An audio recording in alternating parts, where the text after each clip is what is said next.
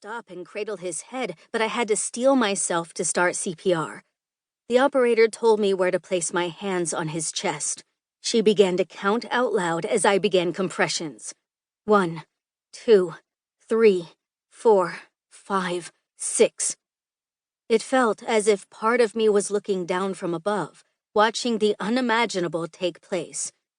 Please, tell me I am not giving CPR to my husband, my high school sweetheart, my best friend and our rock.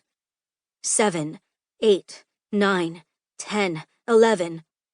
I love you, Dan, I cried out loud as the operator and my son kept counting. If he could still hear me, if this was the last thing he ever heard, I wanted him to know we loved him. We love you. 12, 13, 14, 15.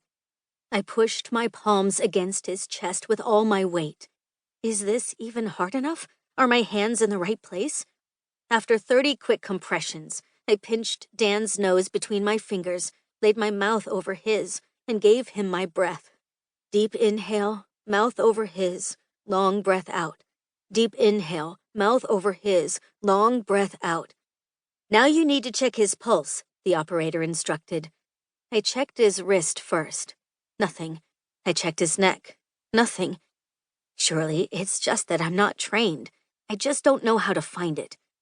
But the full impact of what was happening was dawning on me.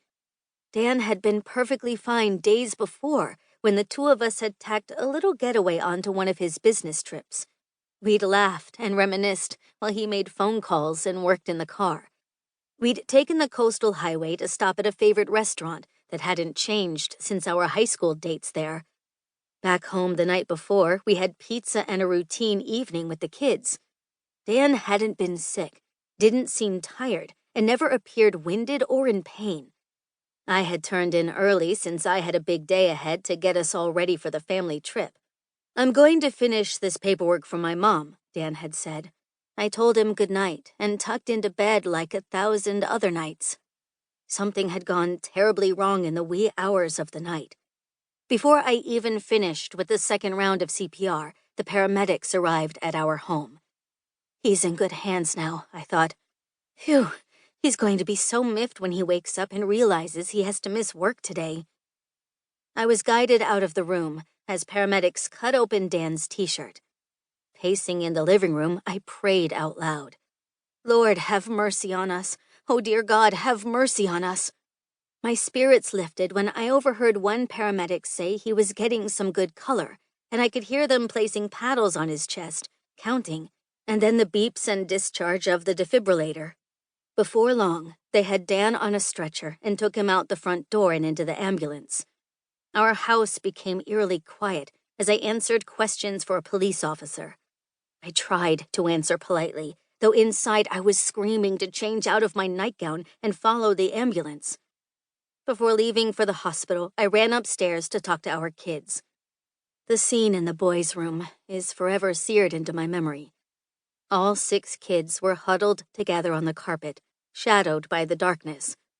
Their arms were wrapped around each other, heads tucked down, and they were audibly crying. Our 17-year-old daughter, who would soon start her senior year of high school with its decisions and milestones. The 3 middle boys just coming of age. Our 6-year-old son just beginning to form memories with his dad of fishing, shooting the .22, and trips to the hardware store. And our 4-year-old littlest girl, who could not have understood how permanently life was changing that early morning. Everything in me wanted to assure them their dad would be okay.